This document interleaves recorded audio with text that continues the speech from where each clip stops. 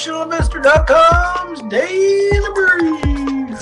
The answer to your question is learn the goddamn process, trade your trading plans, don't take too much risk on any one trade, and just let yourself get rich.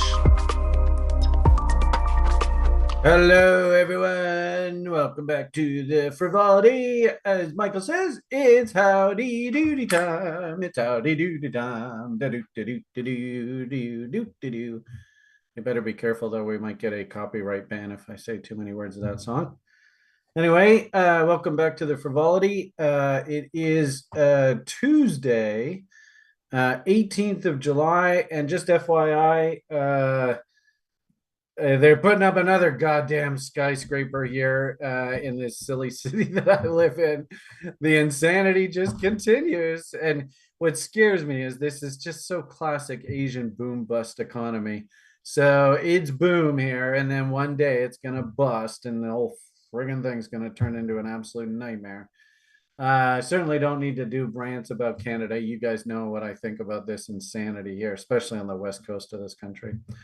But point here is I've been officially told that at 10 a.m., and you can see it's 9 a.m. my time right now, they are turning the power off on my building. Thank you very much, socialism. Oh, God. Anyway. So I had to start this free broadcast for YouTube right at the top of the hour. I'm going to try and do this only in about 25 minutes or so, because really the showstopper here today, being Tuesdays, is we have Sjord, TRI-CTO, on the call here on Tuesday. Sjord, you ready to do this thing? Yes, we are. Hi, everyone. Right. So there he is. He's ready to go. He's always really good to listen to for sort of what's going on over there in Europe, and then also checking in on developments on the site. And actually said he did a whole bunch of development, but over the summer, if anything, this is our development window. So I was super pleased to hear about the progress that he's making. Point of the matter here, though, and you notice that we got our API or our Associated Press news feedback. I think that's probably one of the things that he fixed. Thank you much, sir. So I really want him to be able to do as much of the broadcast as he is, but at 10 minutes to the top of the hour, I got to cut out. I don't want to take the chance of them just killing the power right in the middle of like a sentence or something of me. So Sjord's going to take us on out of here the rest of the morning. And I'll come back on when they decide to give me electricity back in the fair city of Vancouver. So with that said, I always like to start out my day, sort of best practices. If I was going to run a boot camp, and we've sort of talked a little bit about doing that maybe this fall. By the way, I heard that Chris was pushed out of an airplane the other day, so I missed that. Way to go, Chris, though. Super proud of you. And actually, Zug said he was a total champ. Anyway, thinking of Zug, he was going to try and get together with us maybe sometime this fall. And if you guys want to learn how to do sort of how to set yourself up as a day trader live, like a week, 2 week session, thinking around kicking around the idea of running a boot camp maybe sometime this fall over in Europe. Regardless, here is today. Here is my regular routine. Computer's good. Diet, exercise, okay. Actually, I'm eating really well these days, which is kind of surprising. Exercise, oh goodness, my poor old shoulder. And then I had a pretty bad sleep last night, but it was kind of interesting because I even told Sjord I was dreaming about key reversals. And actually, I noticed the key reversal signals, the just killing it. So they're just working away, doing their thing. Just summarize what the hell's going on in the world here today. The headline first thing this morning, and I've always said to you guys, I think it's a good idea, especially if you're a day trader and you have to get up at like 6 o'clock in the morning kind of idea. If you live on the west coast, check in with how things went in Asia. And you can see Japan was up a good 100 points. Usually that sets a pretty, let's call it like the tone for the day. Not a huge percentage move, 0.3%. And of course, if we get econs and stuff that come out through the North American session, that could change things. But on balance, I would expect stock markets to be a bit uppy on the day. Sensex was up 205 points. It is interesting, though. I did notice, and I even tweeted it out.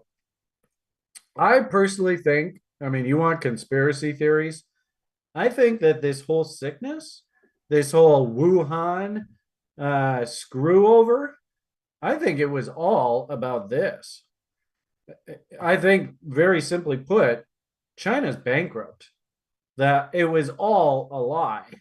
It was all a Ponzi scheme. It was all a fugazi. What you see going on in the Canadian real estate market is a direct result of the Fed. What does the world look like swimming in $32 trillion of liquidity? I mean, it just, these humans act so stupid. And this big real estate giant over there in China, they eventually have to report how bad is. $81 billion? I remember when the entire market cap would be like 800 or like $100 billion, and that was just their loss for the past year or two. So the whole world stinks of corruption here. I'm actually just stunningly disgusted by this human species. And no offense, but you know, I better not open that can of worms. It makes you sick to your stomach how immoral this world is. It's just stunningly immoral.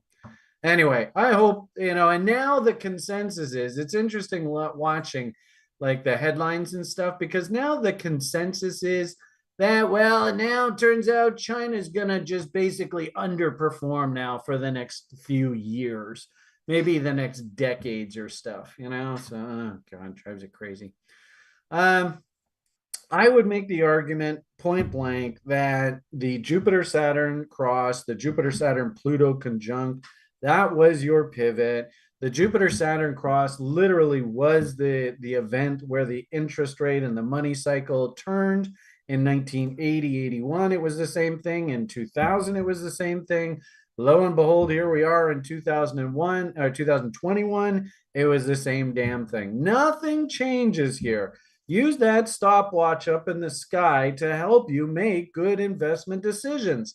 And the reason why nobody talks about it in the public is because the 1% knows that you should use that stopwatch in the sky. It's just sitting there. But nobody ever teaches anybody about this except for one idiot Canadian with a funny little bucket hat. Munchin for the win. I love my little Munchin hat. Anyway, so what's the econs? Well, the econs are, the Fed's now serious about money. We're going to keep raising interest rates. We want to inflict pain on you. I mean, I still think that the U.S. and actually think about this in a way. Would the central planners be raising interest rates if the economies were really weak? The answer is an unequivocal no. So we should be seeing the fact that the Fed and the Canadian idiots, the Rothschilds, all of those central bankers, they're raising interest rates. That's actually a good sign. That means that actually these economies are very strong, maybe even a little too strong. So, try and keep that in the back of your mind. As long as they are raising interest rates and they're saying things like, we got to really slow things down, that actually means that the economy is doing fairly well. So I guess it doesn't surprise me to see the stock market booming higher. What was really interesting was to see the NASDAQ actually started the day down quite a bit. Now, I was even commenting in the lounge, wow, that's a funny disconnect. And then now you can see the NASDAQ's turning around and is trying to play catch up here. So, we are now heading into sort of, I guess, Q2 earnings reporting in early Q3. I was fascinated in that I honestly thought that we were moving along the economic cycle and that we were sort of, moving towards maybe commodities outperforming and stuff. But actually, you look at the, and I just posted in here, but I don't know why the heck I did that. You look at the first 2 weeks study, although I don't know where the hell I put it. But anyway, first 2 weeks. Oh, here it is. That's right in front of my face. And actually, it looks like we're basically right back here. Real estate outperformed. Uh, Consumer discretionary outperformed, and communication services gone absolutely crazy. And look how all the commodities underperformed along with healthcare. So, based on this report, the first 2 weeks of the quarter, fund managers usually get a bunch of money handed to them and they got to put it to work somewhere. Where do they think we are in the economic cycle? They're not thinking we're here. They're still thinking that we're over here. So, does that mean that we still could see a very uppy market in front of us? It's quite shocking, really. And, when we actually went through all the sort of components of what makes up the market, I have to say, one thing that doesn't make sense about us being here is that, the Fed is still raising interest rates. So they would have been starting to raise interest rates if we were here, not sort of like really far along their interest rate cycle. So anyway, point of the matter here is first 2 weeks studies in the books. And geez, it sure looks like we're parked right in, Tesla's going to outperform Amazon, Google, Microsoft. The real estate barons are all going to get stinking rich. And actually, I did notice, speaking of key reversals, big old key reversal in a bunch of Canadian real estate companies, which I thought was fascinating. So the idiocy of the Canadian real estate market doesn't look like it's done just yet. So heading through the morning, we're getting news, Canadian inflation falling more than expected. So they are getting in front of this inflation problem. Does that mean that they're going to be lowering rates anytime soon? Well, if you see the Dow up 400 points, don't expect them going to be lowering interest rates. That would just cause the market to go crazy. Home builder sentiment down in the States now, it's like the highest it's been in quite a while. We had home builder, I think it was like housing starts that came out of Canada this morning. Very, very strong. So, the actual data that I saw first thing this morning here, Canadian housing starts just booming. There's no way they can lower interest rates in the face of that. I mean, this is if these central planners back off at all right now, fucking inflation will just come back just like that. What's really interesting is they're talking about Canadian inflation falling more than expected, and yet, like, they actually caught the Canadian grocery stores. They caught them. They actually have evidence of the Canadian grocery stores. You've heard me bitching and complaining about the food prices in my country. Well, it turns out that these cocksuckers, oligarchs that run the Canadian society, they actually colluded to fix the price of wheat, through that past year, which of course is a huge inflationary component to the consumer at the grocery store. And I even commented on a daily basis to this one grocery store that I visit with Liam on a weekly basis. What the fuck are you assholes doing to us? And then the managers go, well, it's Ukraine. No, it isn't. It's oligarchs. Anyway, you know how it goes with Brian. All right, so moving on. Looking at the markets, I wasn't really impressed with the crude location here. We could have broken lower. We could also rally back up into this wick. Wicks and tails like to be eaten, all that kind of talk. We could dump, the odds of me making money. All right, but not really that great taking a trade there. Might be bearish botting, but I think the data here this morning showed that crude oil market moving up smartly. Where are we here? So crude, and actually we should probably be moving out to the September contract, all you crude traders. So you can see that indeed, actually, there was that pop that I was kind of worried that might happen. It was kind of like a coin toss. This thing could go either way. And really, I'd actually say the same thing about Bitcoin and the stock market right now. We're at a very delicate point here. So couldn't do anything there on crude today.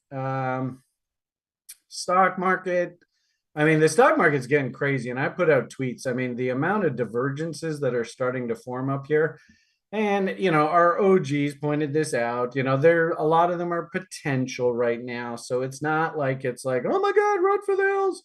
but you gotta respect the message. I mean, this is getting a little ridiculous. How many divs we got up here? Look at this. I mean, look at what in the bar. There's 3 confirmed and 6 potential divs on these moves up top here. So at some point, there's going to be one of these days of reckoning. It's probably going to be like a really violent, quick flush, just right back down into moving average support.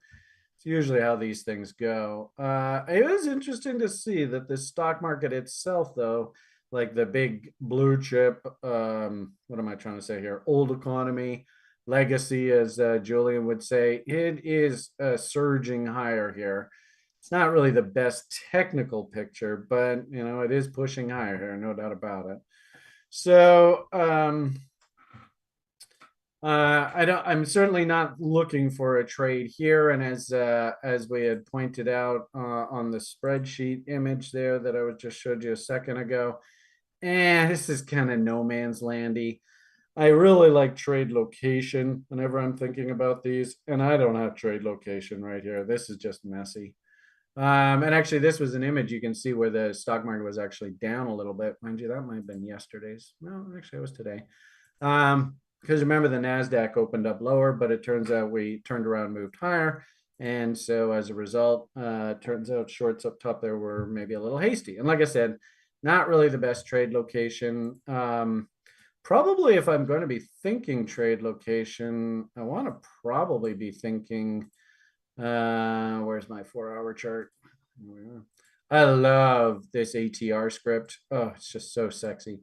So we've got this trend channel that I think the market's operating in, bottom of the channel, top of the channel. So I think we could bang up against there. And notice the ATR script is sitting basically at that level. As well, too, if we do some Foggenbaums, we're in kind of a funny zone here with regard to resistance. I mean, do we pop all the way up into this Foggenbaum off of that W? It's not outlandish. So don't be shocked if this thing goes parabolic. But at the same time, too, the writing's on the walls. I mean, this is getting a little ridiculous here. At some point, this thing, I mean, you see how far away the 200 SMA is here on this 4-hour chart. So just be forewarned, folks. Now, that brings us to the one market that I was interested in this morning. And, it's just a trader's life. Somebody's taking screenshots of me. This is not open to the public if you're asking. I think somebody wants me to share the screen. This is my trading plan, my screen. I don't just share this out with people. So sorry, Sam. You have to watch the daily briefs and come to the after party, and you can ask questions then. Anyway, so the point of the matter here is I did have an interesting level setting up on gold this morning. So Foggenbaums, trendline resistance, 38.2 off the entire range, and ATR. So it's not really like I have a crystal ball. I know what's going to happen, but levels are levels are levels, and this is my trading plan. So I would actually be remiss if I didn't take the trade. And does something actually develop off of that level? And it was interesting.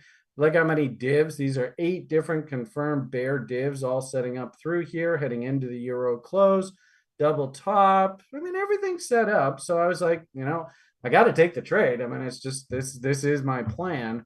The good part about it is if we have 50% of the anticipated move hit, then I get to move my stop to scratch. So I really shouldn't lose money on this trade today. I don't know what's going to happen. But it does look like the gold market's moving back up top here, and I might just get flushed out on this short. So, where are we here? The gold is there. All right, so as you can see, we're still up a couple shekels on this trade. We had the move stop to scratch level hit, so my stop is at scratch right now, but I'm not really doing anything. And if anything, what I would say is if, I have to actually shut this thing down. Like I told you, my report has to be done here in about 10 minutes or so. And then I have to shut the whole computer and all my electronics and everything off here because they're killing the power in my building here. So I either might just get stopped out at scratch. As you can see, my stop is at scratch right now on this now, or it rolls over and then I'm just going to have to manually close it out when I'm ready to go. I think, on balance, I mean, it'd be really interesting to see. I don't think they can get the market back above this POC here through today's session. They might, but I don't think so. And if anything, I really like this notch right here. We used to call this in our education program, we'd call this a MUOC. MUOC in Spanish, of course, stands for kiss. And of course, you use your imagination. Guys love them, the cleavages. At least Brian likes cleavage. So anyway, think about it. Why would we use kiss? There's the VWAP. There's the 200 SMA off the 3-minute chart. So is this a realistic objective? I think so. But at the same time, too, as a trader, I'm just trading this setup, right? It's set up actually very nicely. If I had done multiple contracts, then I probably would have taken one off at this level. But as you can see, I only threw one micro on here more as a demonstration for students rather than wanting to make a ton of money from trading. That's really more where my head's at these days. Is I just want to be the demonstrator of best practices. And hopefully you guys go, okay, I think I could do that. I can hunt setups around euro close. I can hunt for divergences at 4-hour key levels, ATR scripts and all that kind of fun stuff. Can I do this too? So anyway, that's my day trading experience here today. And I suppose I could take off the contract even now at a small profit and just call it a day. But we'll let that settle. We'll just do its thing. So the only other thing probably to talk about, corn. Corn did put in a shooting star candle last week and confirmed the shooting star breakdown here this week. So I think the bullish momentum, the bullish enthusiasm, it's kind of on the back burner right now. I get the impression, interestingly enough, why did Bitcoin rally into this peak? And I actually think it rallied into this peak because of the ETH. What was it called? Shanghai or something like that. I think we have it noted on this chart over here, right here. So this was the ETH event. Why did the market rally into here? I think, of course, there's the BlackRock Capital stuff. But in a weird sort of way, I actually think this was more about XRP and Stellar Lumens and the judge's decision around them being a security. And actually, what I learned yesterday was it was sort of like it wasn't a slam dunk win for crypto and for XRP and for Stellar Lumen. The judge did side a bit for XRP in the ruling, but also too said that the way that they had sold some of the tokens to institutional players, that was in the judge's opinion a securities transaction. So it wasn't a knock the cover off the ball home run event, and I think that's half the reason why things have stalled out here. If you look at the various altcoins, they're not really looking overly happy. In fact, Ethereum itself is working its way lower, and I think we got a bunch of you can see there's a bunch of red on the screen here. I wouldn't even be surprised, to be perfectly honest with you. We're kind of trapped in a trading range right now here. We did have the algo spit up a hey, get long if we break out here signal. That might just be taken back. And the algo might have to book a loss. And I've told you guys before, the difference between the humans and the computers, why the computers can actually outtrade the humans, is because they don't have a problem. Just, hey, the algo says sell, get the fuck out. You had to take a loss, man. Well, that's the way trading goes. You're not going to win all the time. So haven't officially gotten that close out those positions yet. But if the algo does roll over here, then we're just going to have to book the loss and move on. It's just the way trader's life. I don't know which way this thing's going to break here right now. Frankly speaking, I just don't have an opinion. All I say, and this is what I told you guys before, is this is an absolutely horrible trade location. Horrible. I could not go to anybody in the public and say, hey, this is a great place to buy Bitcoins. I mean, we know what the cost of production is. We know where the original market structure double bottom is. We know that asset is almost basically doubled in price here. Is this a risky transaction coming in and buying Bitcoins up here at 30 G's? I think so.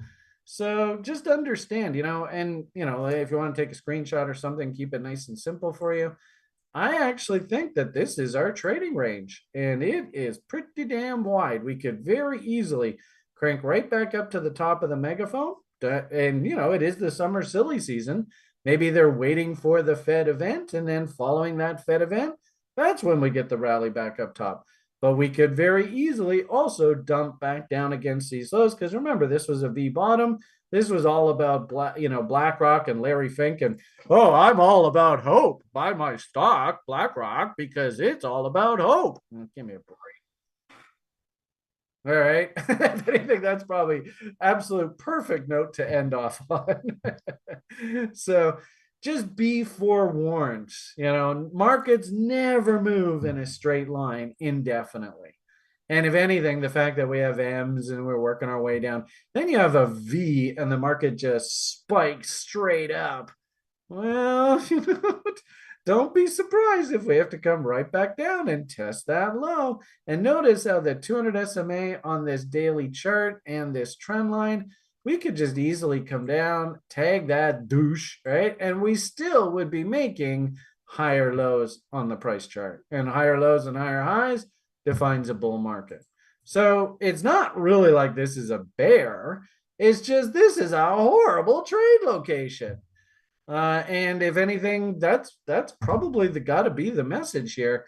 Is this isn't for the light of heart. And if anything, this actually to me on the daily charts here, actually, good trivia question to finish off on. Let's see how many of you guys are actually listening. What is this 2-bar pattern called? And is that a bullish 2-bar pattern or a bearish 2-bar pattern?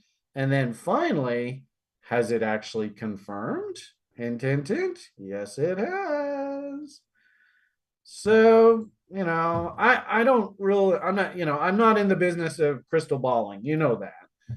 But I'm just going to simply say this is a horrible trade location. You see how risky this is. And in fact, even this jump up here from the BlackRock lows, look at the profile. Does that look normal? Is that the way profiles want to look? Any of you have taken the education program with me, you know what the answer to that is. So just be forewarned, okay, everybody? My hunch is, for whatever it's worth, because we have this FOMC event coming up here, my hunch, and that's all it is just a hunch, is that this is some sort of, actually, you know what? I even think I have it. I'll put it, just get rid of that. I think I have it over here. Yeah, I think that's what we're doing right now. We're just consolidating. And unfortunately, because of the Mr. Fink jump up straight up V bottom, this is actually a little bit risky right now. Okay, I think I'm going to leave the free broadcast at that, 9:28. Hopefully you got some value out of that. Slow and steady wins the race. Come on over, hang out with us in the after party, and Sjord will tell you a little bit about what the hell's going on in Europe. I'll throw my 2 cents in until they kill the electricity here in my building, and hopefully I'll be back. We missed last week's Secret Options Formula Club meeting, but I'm going to try and make a concerted effort to be back. And I heard that Ryan's back too. So I love it when the gang's back and we all work together. So, all right, have yourselves a great day. Hugs and kisses. PMA for the win. Slow and steady wins the race. All the best, and bye for now.